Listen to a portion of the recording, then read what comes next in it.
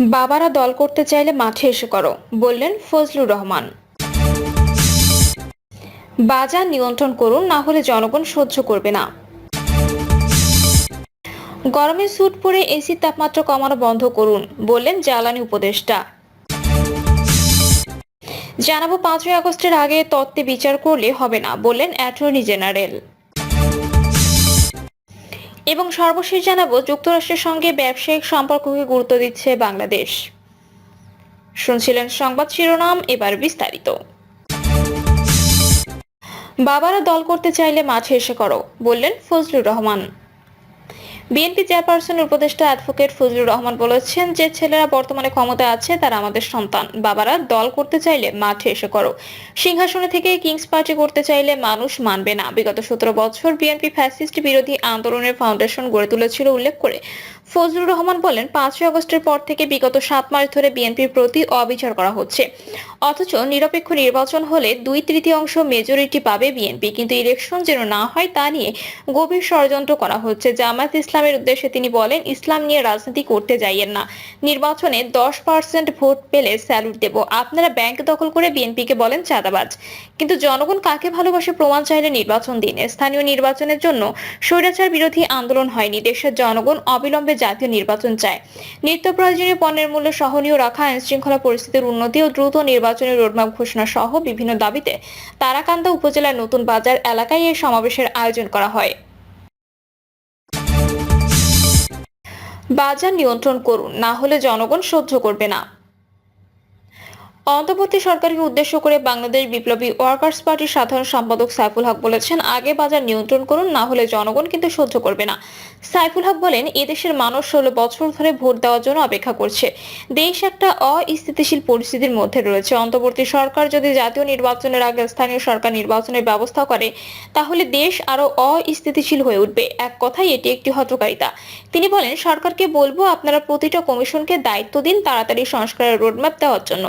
আমরা চাই খুবই তাড়াতাড়ি জাতীয় নির্বাচন অনুষ্ঠিত হবে। সাইফুল হক আরো বলেন, পতিত ফ্যাসিস্ট শেখ হাসিনা সরকার যেমন দেশ চালাতে ব্যর্থ হয়েছে, ঠিক তেমনি বর্তমান অন্তর্বর্তী সরকারও ব্যর্থ হচ্ছে। আমরা যে আন্দোলনের মধ্য দিয়ে দেশটা স্বাধীন করেছি, সেই স্বাধীনতা এখন নেই। বর্তমানে সরকারকে বলবো, অতি দ্রুত আপনারা নির্বাচন দিন। দেশবাসী 16 বছর ধরে অপেক্ষা করছে একটি জাতীয় নির্বাচনের। গরমে স্যুট পরে এসির তাপমাত্রা কমানো বন্ধ করুন, বললেন জ্বালানি উপদেষ্টা। অফিস আদালতে স্যুট পরে শীতাতপ নিয়ন্ত্রিত যন্ত্রের তাপমাত্রা কমিয়ে রাখার প্রবণতা থেকে বের হয়ে আসার পরামর্শ দিয়েছে বিদ্যুৎ ও জ্বালানি উপদেষ্টা ফাউজুল কবির খান। উপদেষ্টা বলেন, আসছে রমজান ও গরমে কোনো লোডশেডিং হবে না। এসির তাপমাত্রা 25 ডিগ্রির নিচে নামানো যাবে না। গরমে কেন স্যুট পরতে হবে? স্যুট পরে এসির তাপমাত্রা কম রাখার প্রবণতা থেকে বের হতে হবে। ইনফ্রাস্ট্রাকচার ডেভেলপমেন্ট কোম্পানি লিমিটেড ব্যর্থ প্রতিষ্ঠানে পরিণত হয়েছে উল্লেখ করে তিনি বলেন, এর লোকজন কাজ না করে ঢাকায় বসে সভা সেমিনার নিয়ে ব্যস্ত। বিদ্যুৎ ও জ্বালানি খাতে ব্যাপক দুর্নীতি ও লুটপাট হয়েছে জানিয়ে ফাউজুল কবির বলেন, আন্তর্জাতিক মুদ্রা তহবিলের ব্যাপক চাপ থাকা সত্ত্বেও গত 6 মাসে বিদ্যুতের দাম বাড়ায়নি সরকার। বিদ্যুৎ ও জ্বালানি খাতে 42,000 কোটি টাকা ভর্তুকি দিতে হচ্ছে সরকারকে। গ্রাহকরা প্রতি ইউনিট বিদ্যুতের জন্য সরকারকে দেয় 8.90 টাকা, অথচ সরকার কেনে 12 টাকায়। ভবিষ্যতে যারা নতুন করে লাইনের গ্যাস চাইবে, তাদের বাড়তি দাম দিতে হবে বলে জানান জ্বালানি উপদেষ্টা। তিনি বলেন, 70 টাকায় গ্যাস কিনে সরকার কম দামে দিতে পারবে না। 5ই আগস্টের আগের তত্ত্বে বিচার করলে হবে না, বললেন অ্যাটর্নি জেনারেল। বিচারকদের উদ্দেশ্যে অ্যাটর্নি জেনারেল মোহাম্মদ আসাদুজ্জামান বলেছেন, শহীদ মুগ্ধর লাশ বহনকারী জানিয়েছে, শহীদ মুগ্ধ মারা যাওয়ার পর কোনো হাসপাতাল তার লাশ নিতে চায়নি। তার পোস্টমর্টেম করা সম্ভব হয়নি। তার লাশ এন্ট্রি করতে রাজি হয়নি প্রশাসন। মিডিয়া ঘটনাগুলো তুলে এনেছে। এখন আপনি ন্যায় বিচার করতে গিয়ে যদি বলেন ওই আসামি হত্যা করেছে, সেটা তো পোস্টমর্টেম রিপোর্টে সাপোর্ট করছে না, তাহলে আমি কি করব? তিনি বলেন, আমি বিনয়ের সঙ্গে বলছি, আপনি নতুন পুলিশ রিপোর্ট তৈরি করুন। আইনের স্বাভাবিক ব্যাখ্যা দিতে গিয়ে প্রগতিশীল হওয়ার চেষ্টা করুন। 5ই আগস্টের আগের তত্ত্বে বিচার করলে হবে না। আপনাদের সামনে হাতছানি দিচ্ছি ইতিহাসের যুগ সন্ধিক্ষণ। শনিবার যশোর পিটিআই মিলনায়তনে দেশের পরিবর্তিত পরিস্থিতিতে মানবাধিকার ও পরিবেশের উপর গুরুত্ব সহ আইন প্রয়োগ বিষয়ক কর্মশালায় প্রধান অতিথির বক্তব্যে রাষ্ট্রের প্রধান আইন কর্মকর্তা এসব কথা বলেন। পুলিশের উদ্দেশ্যে অ্যাটর্নি জেনারেল মোহাম্মদ আসাদুজ্জামান বলেন, আমরা গর্বের সঙ্গে বলি, 5ই আগস্টের আগে পুলিশ বাহিনী আর পরের পুলিশ বাহিনী এক নয়। 60 লক্ষাধিক মানুষের বিরুদ্ধে গায়েবী মামলা হয়েছিল। তার প্রায় শতভাগ গায়েবী মামলায় বাদী হয়েছিল পুলিশ। 5ই আগস্টের পর পুলিশ বাদী বাদী হয়ে একটি মামলাও করেনি। 5ই আগস্টের আগে 700-র বেশি মানুষকে গুম করা হয়েছিল। বিনা বিচারে 4,500-এর বেশি মানুষকে হত্যা করা হয়েছিল।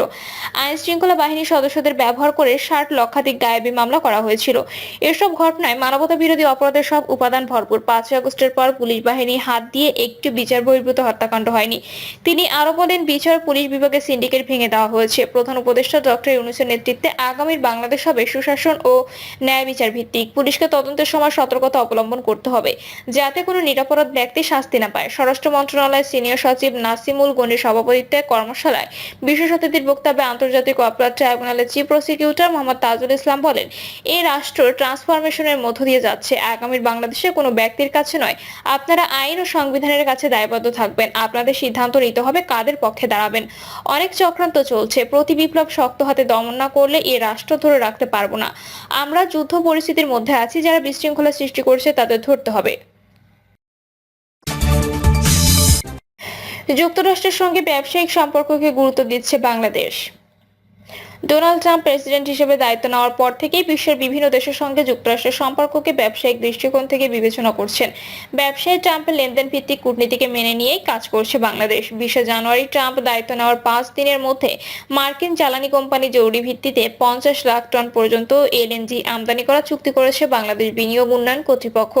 গত সপ্তাহে প্রধান উপদেষ্টা মোহাম্মদ ইউনূসের সঙ্গে ট্রাম্পের ঘনিষ্ঠ মিত্র এবং টেসলা ও স্পেস এক্স এর মালিক ইলন মাস্কের মধ্যে ইতিবাচক বৈঠক হয়েছে, যেখানে বাংলাদেশে ইলন মাস্কের মালিকানাধীন স্টারলিংকের ব্যবসা নিয়ে আলোচনা হয়েছে। বিশেষজ্ঞদের মতে, যুক্তরাষ্ট্রের সঙ্গে ব্যবসায়িক সম্পর্ক এগিয়ে নেওয়ার মাধ্যমে বাংলাদেশের জাতীয় স্বার্থ উদ্ধারের এই উদ্যোগ ভবিষ্যতে ইতিবাচক হতে পারে। তাদের মধ্যে রাজনৈতিক সম্পর্ক এগিয়ে ক্ষেত্রে বাণিজ্যিক সম্পর্ককে ব্যবহার করা হলে সেটি বাংলাদেশের জন্য ভালো ফল দিতে পারে। এ বিষয়ে সাবেক একজন কূটনীতিক বলেন, ডোনাল্ড ট্রাম্পের মূল বিবেচ্য বিষয়গুলো হচ্ছে যুক্তরাষ্ট্রে বিদেশিদের বিনিয়োগ এবং মার্কিন রপ্তানি বৃদ্ধি করা।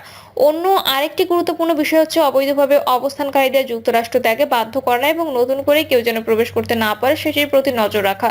যুক্তরাষ্ট্র যে পরিমাণ আমদানি করে তার থেকে কম রপ্তানি করে জানিয়ে তিনি বলেন, এই বাণিজ্য অসমতা কমিয়ে আনার জন্য ডোনাল্ড ট্রাম্প গোটা বিশ্বের উপর যে চাপ সৃষ্টি করছে সেটি বাংলাদেশের জন্য প্রযোজ্য হবে, কারণ বাংলাদেশ বেশি রপ্তানি করে। বাংলাদেশের বিনিয়োগ করার সক্ষমতা কম এবং সে কারণে যুক্তরাষ্ট্র থেকে আমদানি বাড়ানো হলেও সেটি মার্কিন প্রেসিডেন্টের কাছে সম্পর্ক উন্নয়নে ইতিবাচক মনে হবে বলে তিনি জানান। বাংলাদেশে আগে থেকে জ্বালানি খাতে মার্কিন বিনিয়োগ রয়েছে। উন্নয়নশীল দেশ হিসেবে বাংলাদেশের জ্বালানি চাহিদা রয়েছে এবং আমদানির জন্য যুক্তরাষ্ট্র একটি বড় উৎস হতে পারে। এ বিষয়ে সাবেক আরেকজন কূটনীতিক বলেন, মার্কিন কোম্পানি শেভরন বাংলাদেশের জ্বালানি চাহিদা মেটানোর জন্য বড় ভূমিকা রাখছে। এ ধরনের বড় কোম্পানিগুলোর সঙ্গে ব্যবসা করা সম্ভব হলে তারা যুক্তরাষ্ট্রে বাংলাদেশের পক্ষে কাজ করতে পারে। পৃথিবীর বহুজাতিক কোম্পানিগুলো সরকারকে বিভিন্নভাবে প্রভাবিত করতে পারে এবং মার্কিনগুলোর সঙ্গে ভালো সম্পর্ক থাকলে যুক্তরাষ্ট্রের সঙ্গে ভালো সম্পর্ক বলে তিনি জানান। প্রিয় দর্শক, এই ছিল এখনকার সর্বশেষ সংবাদ। আপডেট সব সংবাদ পেতে চ্যানেলটি সাবস্ক্রাইব করে বেল আইকনটি ক্লিক করে রাখুন।